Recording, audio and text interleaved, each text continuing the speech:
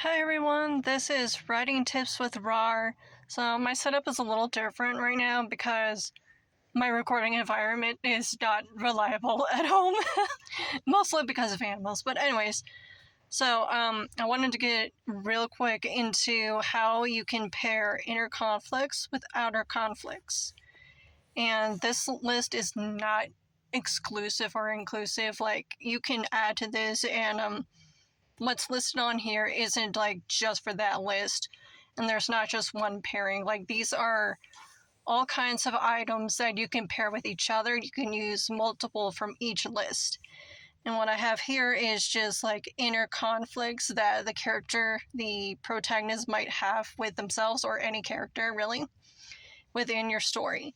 So this could be anything from like how they're dealing with family issues, self-esteem, or just like mental health in general. Maybe there's something happened that they feel guilty about. Just like things that they can have inner monologues with, debating themselves with. Maybe they have some baggage, and I put trauma and baggage separately because I feel like baggage, it has more to do with relationships, and trauma is more of a broad term, and it's kind of like next level. Like, trauma is trauma. I don't think I need to explain that. But so all of this can lead into an outer conflict, and the outer conflict, if you pair it well with the inner conflict, it can make the outer conflict all the more appealing and reels in your audience. So the outer conflict can be anything from the monster manifesting itself from an inner conflict, or it can be blame from other characters. It could be a weakness in a group. It can be the form of a punishment, or like something happens in the character's world where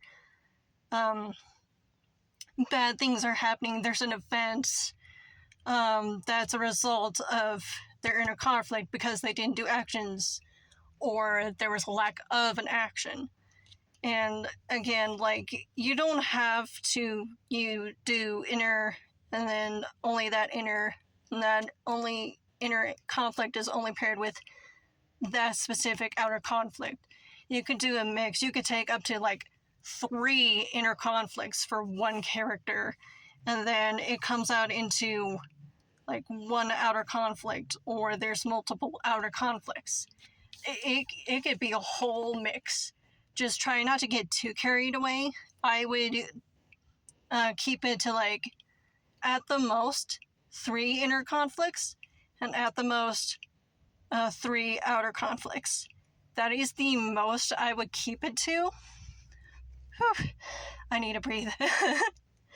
But yeah, like, have fun with it. And it, again, like, this is not all inclusive. This is not all inclusive list, because life is complicated. So you can look at this, you can pause it, you can read it, and you can come up with your own inner outer conflicts. You can do that. I'm also not going to explain all of these items the way that I'm thinking in my head, because I want you, the writer, the author, to interpret it. What do you think these conflicts look like? What do you think is imaginative, is creative? How would you interpret these, and how would you deal with them? Or maybe the character doesn't deal with them, and that was their faulty.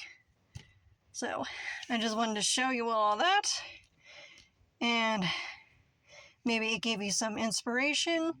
Maybe it's helping you a little bit with the writing rep. But anyways, this was Writing Tips with Rawr, and hope you have a great day. Bye!